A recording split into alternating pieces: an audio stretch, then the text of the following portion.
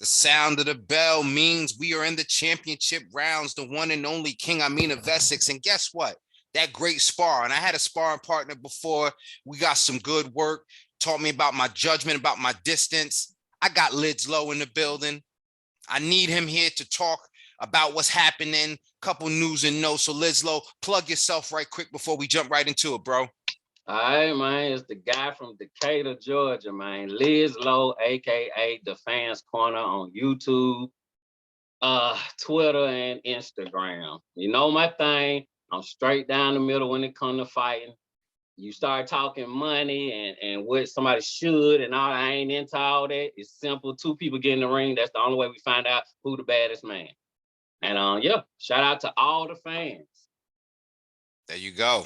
And we need that kind of perspective when we talk about what we talk about. So let's jump right into it.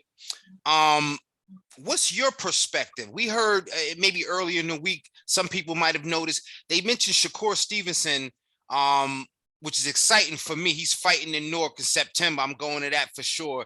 But he said he don't know how long he's going to stay at 130. He could potentially move up, man. What do you think about that? I think Shakur is one of the most honest boxers we got today. It don't even matter that the kid, he's a younger guy. He honest, bro. He'll tell you just what it is. He know his weight. He a big boy. He a growing boy, even though you're a man. I'm just saying, he a growing boy. You understand? So he's steady growing, and he understand that 130 weight ain't just finna hold. Hell, he went through a little something at 26 toward the end. Mm-hmm. He get to 130, the body still doing what it's due. So now he's like, shit, I give you one or two more fights. And he said it. If they ain't belt fights or something, of work, well, you got to be a belt, basically. Just keep it 100. If it ain't a belt, then he not wasting his time because he shit every day by day. He moving. So he got to get ready to go for 135. And then when we get to 135, woo! So, yeah. And it's a lot of deep waters at 135. So I could see how, he says 130 was cool, but it's such an awkward weight, Now, because we talked about it a little bit off air, I just kind of want to dance around it. What could he do before he gets to 135? We know he had a little bit of smoke with Chris Colbert, right?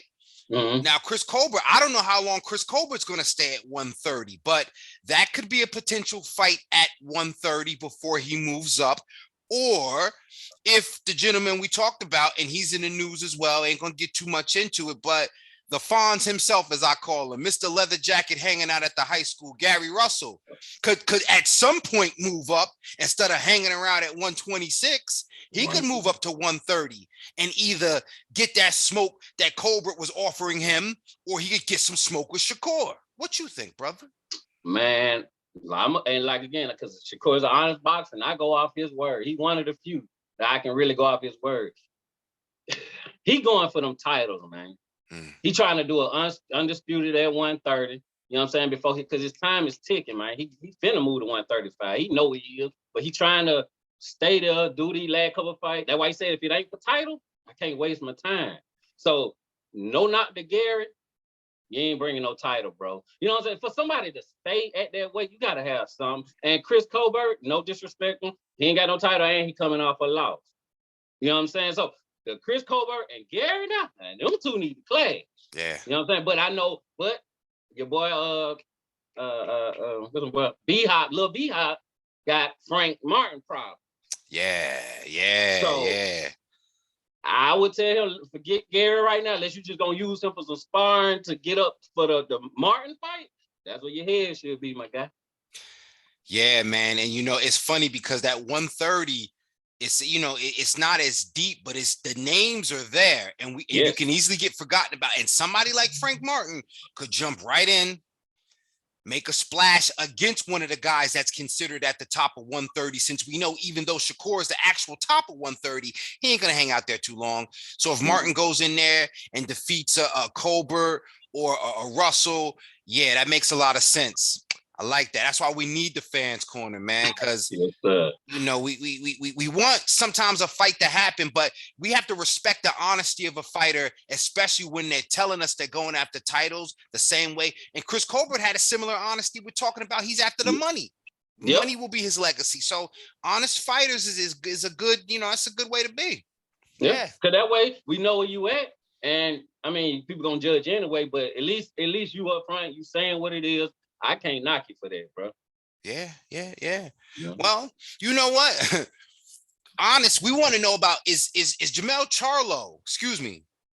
Is it Jermall or Jamel? Because I don't want to confuse Jermall. Because Jermall do what he say he gonna do. Yes, sir. Excuse me, pardon me, Mr. Jermall Charlo. Now, Jermall Charlo is truthful, calling everybody out, calling now Boo Boo Andrade. What you think?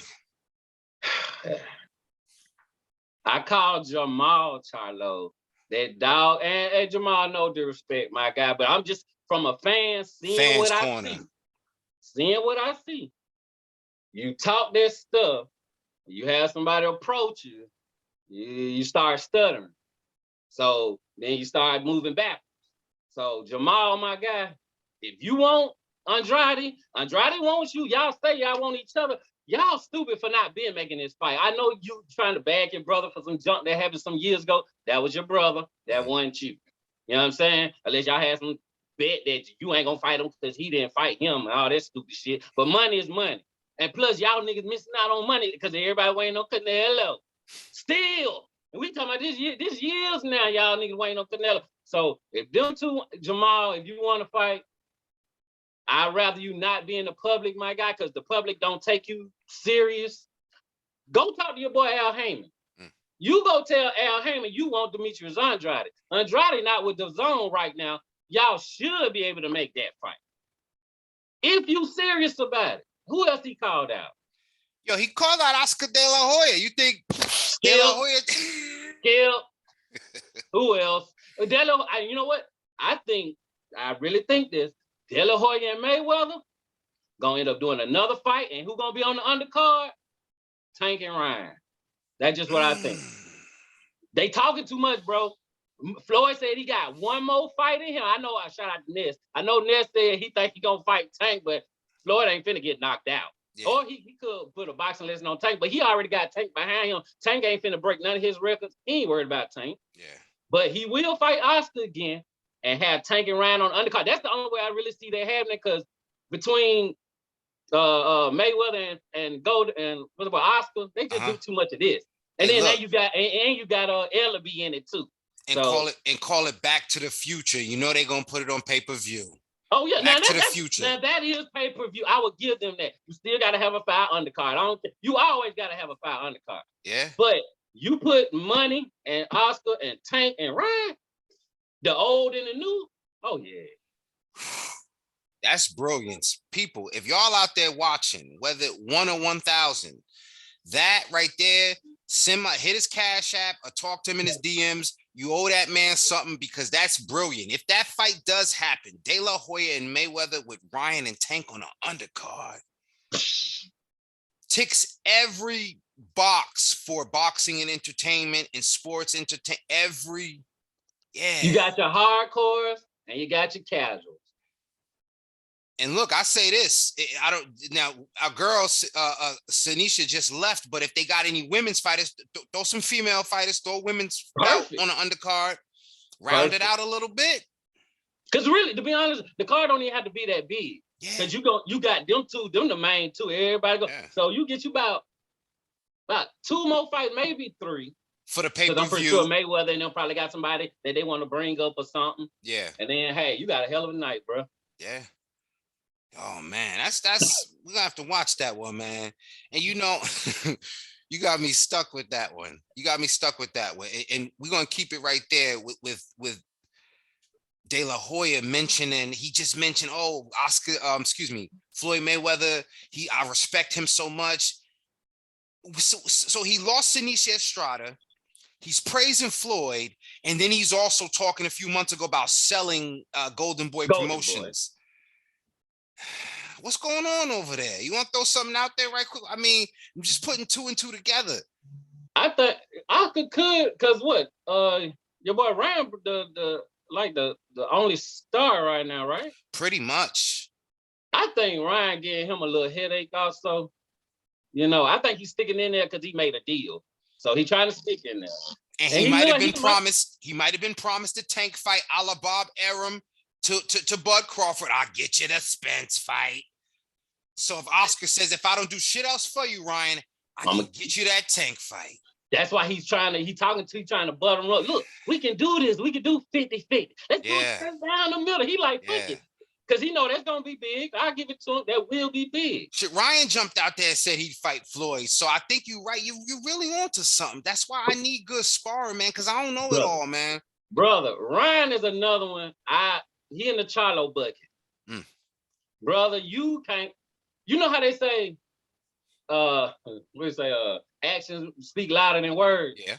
That's what I need from him and a Charlo. I'm tired of hearing the talking. Ryan he left a bad taste in my mouth, bro. All them fights that didn't go through for whatever reason. I don't care. It was on your side of the street. Yeah. So Ryan really, he ain't got to prove nothing to me. But for me to even become a fan or something like that, bro, yeah, you got to prove something. Yeah, you did. You whooped the little boy you just whooped. Fortuna. You beat Fortuna, okay. You say you want this Tank, but then you say you got to be at 140. And money come back, got to be at 135. Then they say okay to 135. What about Tio? What about Tio? At 140? Yeah, he said he'd do Tio. Ryan said he'll do Tio at 140. Ryan said he'll do Tio. He'll do Pacquiao. He'll do. Nigga, don't make me name him. I forgot. He'll do everybody. I forgot. Yeah. Again, with Ryan, I can't do it, bro. I'm sorry. No, hey, I don't like you. You left with this. I dislike you, not personally, boxing wise, fan wise. Yeah. Yeah, man. And maybe what you talked about and started beginning, it seems like it's been dishonesty from his part. Very. And if you can't trust what a fighter's saying, then you're not even inclined to watch what he's doing, nor give him credit for it. Thank you, brother. You can't do like you do them little kids on Twitter or whoever his fan base is. No disrespect, bro. Because you did your thing on the social media. That's all good. But we talking boxing. Yeah. So yeah, you can bring your fans if they come over, because I'm not into numbers, but just going off, people I have watched, they say your numbers ain't all that, bro. You know what I'm saying? So I don't care about numbers. Just get in there and fight. You say you want Tank, brother, I don't want nobody next but Tank. Don't pick no more other ex-champions, no older guys. You want Tank. Get your ass down to 135 and make Tank happen, man. That's what champions do. That's what the best do. I don't see all this nonsense about trying to fight him at 140 because, again, I hate to use that word, but the proven, because I'm not going to use that word. The proven fighter in this instance is Tank Davis. And Correct. So if the fight happens at 135, according to Tank, then Ryan has no say-so in that. His promotion has no say-so in the gloves. Nothing. This shit. The way Tank moving, Canelo may send him a pair of them gloves to use. Publicity, what? Right? And you know what? Canelo would do that. I think Canelo would, because Ryan left a bad taste in his mouth. You gonna come over here to my squad, bro, and then you gonna act? No, you gotta get the hell on, kick rock, bro. Take your ass back to Sesame Street or goddamn Disney, wherever the fuck you came from. Go on, bro. You ain't here to fight. And if Canelo telling you this, you know the man know this because you there with him. You in the gym. He seen you. He see Andy Ruiz. He like, these niggas is not on my shit. Yeah. I fuck with y'all for the little time we did. But once Canelo see how you work, Canelo, now Oscar Valdez, he like Oscar Valdez. He love him. Now he like him because that boy worked. You understand? And you can see through the training videos, you see. So, I think Canelo like Tank anyway. Tank like Canelo like Tank. Because they kind of like the same two peas in the pod. Yeah. You know what I'm saying? They about that action, whooping ass. And so let's just jump on it real quick, man. Rockman and Jake Paul. Rockman. All the way, right? All the way. I see the seriousness in that boy. And I'm gonna tell you something. He was on the Boxing Voice yesterday. Shout out to Boxing Voice, of course. He was on them last night. And I sent my Patreon question in. And I told him, I said, bro, was that? Yeah, it was last night. And I told him, I said, bro, I'm rooting for you, and I think you gonna whoop this boy. But if you throw this fight, It's bad for boxing. I'm gonna tell you, bro, this is bad because the energy he giving out is a straight ass whooping coming energy. Yeah. Jake gonna be in there running. I ain't saying boxing. He gonna be in there running. Yeah. When that boy hit him that first time with that intent, he gonna like, oh shit, okay, this nigga trying to whoop my ass for real. Let's see, can I figure something out? From everything I've seen leading up to this moment, and I don't think there's going to be nothing that's going to change my mind come August 6th. I think that Jake Paul is going to lose this fight, and he's going to use, not the excuse, because I'll give him credit for what he's done within the sport. He's going to use the blanket of saying, well, look how far I've come, and look how good I did against a real boxer. So thank you guys for coming out tonight. And now I'm going to move to the promotional thing. I got Amanda Serrano, so on and so forth. Because the business part allows him to still win. Correct. But Correct. Rahman don't have that opportunity. And that's why he couldn't even throw it if he tried. Because even if, like, they could have give him enough money to throw it, because the opportunities that have come from winning are so much more. Yes, sir. Yes, sir. Come on. He back. He back. He back. The name Rahman within boxing is back off of him. Off of him, bro. Off of him. So, whew, yeah, man. Yeah, I like that, man.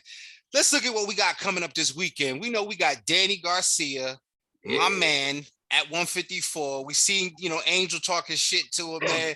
What you think about this fight this weekend, champ? Hey, this shit finna be good. I do have Jose Benavidez. Whoa, tell me. I do have Jose Benavidez. Why and how? People like to pick at Bud for going long as he did with Benavidez. But y'all ain't paid attention that the man can fucking fight, bruh. That dude can fight. He hit. I seen when he hit Bud. I said, damn, that nigga hit. He hit, and then you go back and watch his previous fight. The man hits, and I ain't saying Danny don't. I'm not saying that. That's why I say it's gonna be a good fight. Somebody gonna go sleep, but I'm leaning towards Benavidez because he giving me that again, that energy. Like, I think with Danny, I was disappointed with Danny against the Earl when Earl came back. Because I felt like, and Earl even said he was at like 70%. Sure. I went for Danny in that fight. It's not to go against Earl. It was based off what happened. Accident. He didn't have the eye injury yet, did he? No. It was just the accident. Yeah. So I'm like, Danny healthy. Danny ain't been into nothing. I'm like, sorry, Danny got a chance. So I'm like, I'm gonna pull for Danny. Sure. When he got in there and didn't throw, he didn't let them hands go. He's on that Adrian Brown and shit. Mm-hmm. And then he did towards the end of the fight. And I was like, nigga, it's over. What is you? Now you want to throw fight? I'm like, bro, and I knew Spence wasn't no 100. So that kind of, and then he said he went up to 154. Of course, everybody, say they feel good and this the best camp they had and yada, yada, yada. But it's like, and then Danny, I know he liked to joke and play, but it's like, Benavidez is dead serious. Dead serious. He told you, I respect you. I don't like your dad. His daddy talk too much shit. That man finna try to prove a point. And so here's where I land with it. And you hit all the points. And I got to get with you. We in the clinch now, baby. Because Danny Garcia moving up to 154 doesn't really help him. He was already slow and flat-footed. And his best punch was a left hook because of the timing. Mm-hmm. However, against a Benavidez also moving up with the bad knee, that can potentially be timed because his footwork might not be what it could be. That leaves him vulnerable to Danny's, alleged power, right? And let me add to that, Danny is a confidence fighter. We know his daddy's his confidence, but also when he lands power, it gives him confidence. True. That's why we haven't seen him look confident against the best welterweights. If his timing is on and he lands one good punch against Benavidez and gets confidence from it, he ain't going to stop. Okay. He's not going to stop. And I feel like Benavidez, his footwork may be just a little bit off, enough to give Danny the opportunity to get the punch that gives him the confidence. Gotcha. Great one. I also want to add this. Benavidez does lean back very well. And I don't know if that came about because of the leg situation. If you go back and watch the Bud fight again, you can take a lot from that Bud fight. Everybody he was a one-legged trick pony. Yeah, man, whatever, man. He got his ass in the motherfucking ring and swung. You know my thing. And stood his got in there, he still did. I can see when Bud was throwing the ball, he was like this. So that if he can keep ducking that left hook from Danny, I just think Benavidez is gonna have it, man. I just dig, and I dig they dad energy too. Sure. That dude is a solid cat, man. I like that dude. Strong father.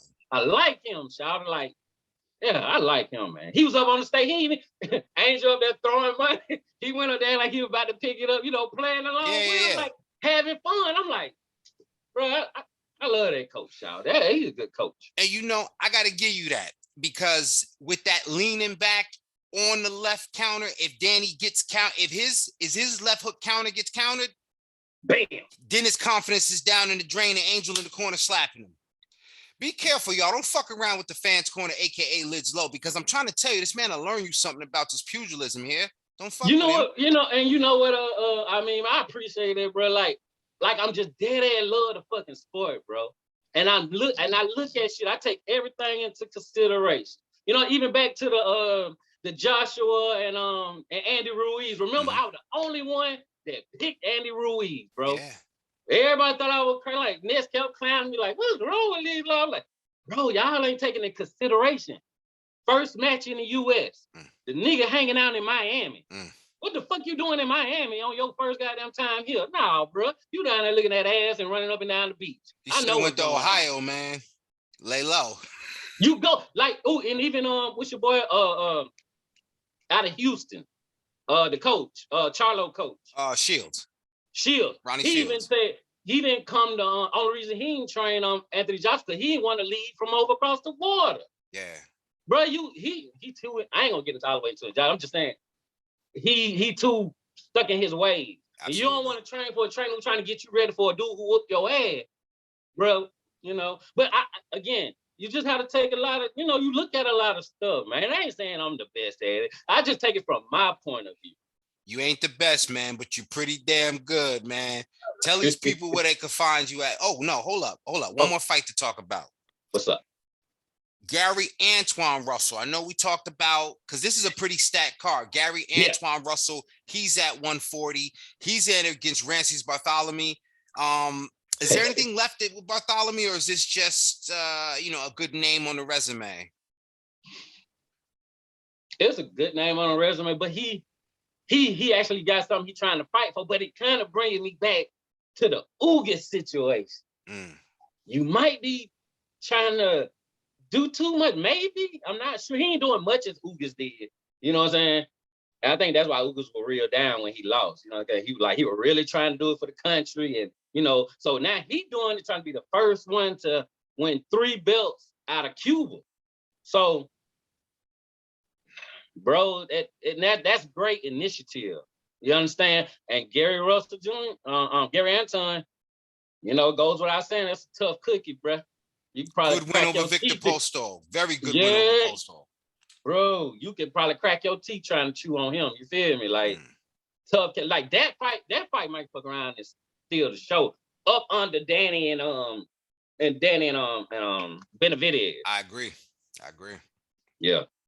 Them boys got something to fight for. That man daddy just died. Yeah. You know what I'm saying? Well, not just that, but he died a minute ago, but he died. And then now you got Big Bro in the corner. Lot to fight for. I mean, not Jenny Beck, but then your butt, what's his name? Bartholomew trying to get that 3 titles and 1 and 3 division champions. So slugfest, bro. A lot at stake, man. A lot of good boxing this weekend. I'm sure we're going to catch up again. I love having you on my platform, brother. Tell these people the name and the game and where they can find you, man. The name Lidz Low, a.k.a. The Fans Corner, DACORNER. I'm on Facebook. On Instagram, Twitter, and YouTube. Hey, man, you might see me in your streets one day. You know what I'm saying? I'm trying to crank up a little thing because I'm all about the fans, bro. You know what I'm saying? Because you got people like Leonard Ellerby. He my number one person I dislike on this subject because he always talking about fuck the fans or fuck the hardcores and it's like, my God, fuck you want us to buy your shit and you still saying fuck us, bro? All we asking is for good fight. Y'all can't get mad at us for asking for good fights. Now you can say this is the reason why the fight is not happening. Cool. But don't get all fuck the fan because you all suited up, nigga, $1 million down and shit. Nigga, you done made it. You know you what, ain't got though? to turn your nose up at us, bro. We still gonna be the fans. We can't even take it personal. You want to know why? Because again, like it's rare we see in the boxing game, unfortunately, and that's why we do what we do. Man, he don't get paid to keep it honest. That motherfucker wear them suits and them sunglasses because he ain't trying to tell nobody the truth about shit. So, you know what I mean? So, you know, and Leonard, we got respect, but you show us some motherfucking respect. You know what I'm saying? That's how you got them suits, Jack. Straight like that, brother. Hey, don't forget them days you was in Mayweather corner wiping sweat and shit, bro. Like we all come from something, my guy. You know, it's cool that you made it. Congratulations. You shit. But don't do the nose thing. Don't turn your nose down at her. Don't do the snooty shit, my guy. You understand? Because I'm the type, I fuck with you, but when I'm through with you, I'm through with you, my nigga. I know you probably don't care nothing about me. I'm just some fan in Decatur, Georgia. I get that. That's cool. But you gonna hear me though, my guy. You feel me? Hey man, and thankfully that's why we got these kind of platforms. We got these kind of brotherships, these kind of brotherhoods, and man, we gonna make our voices be heard in this game, man. So thank you for coming on again. Got to have you on next time, ladies and gentlemen. Check out this week's action. Don't forget to check me out wherever I'm at. I'm on Twitter, IG, and all of that. Yeah, man, we out. When you hear that sound of the bell, send in your scorecards. Let us know what you think. Drop a comment. Peace.